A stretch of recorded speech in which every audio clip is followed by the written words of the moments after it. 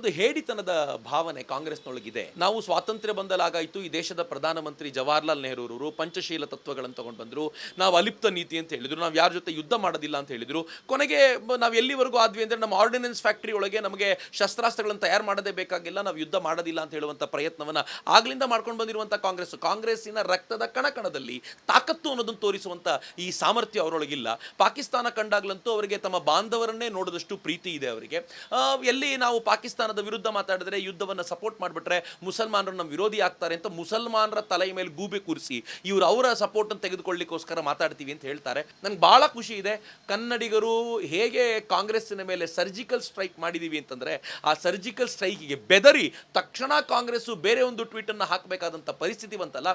ಆ ಕಡೆ ನಮ್ಮ ಸೈನಿಕರು ಪಾಕಿಸ್ತಾನದ ಮೇಲೆ ಸರ್ಜಿಕಲ್ ಸ್ಟ್ರೈಕ್ ಮಾಡಿದರೆ, ಇಲ್ಲಿ ಪಾಕಿಸ್ತಾನ ಬೆಂಬಲಕ್ಕೆ ನಿಂತಿರುವ ಕಾಂಗ್ರೆಸ್ಸಿನ ಮೇಲೆ ಕನ್ನಡಿಗರು ಸರ್ಜಿಕಲ್ ಸ್ಟ್ರೈಕ್ ಮಾಡಿದ್ದೀವಿ ಅಂತ ನಂಗೆ ಭಾಳ ಹೆಮ್ಮೆ ಇದೆ.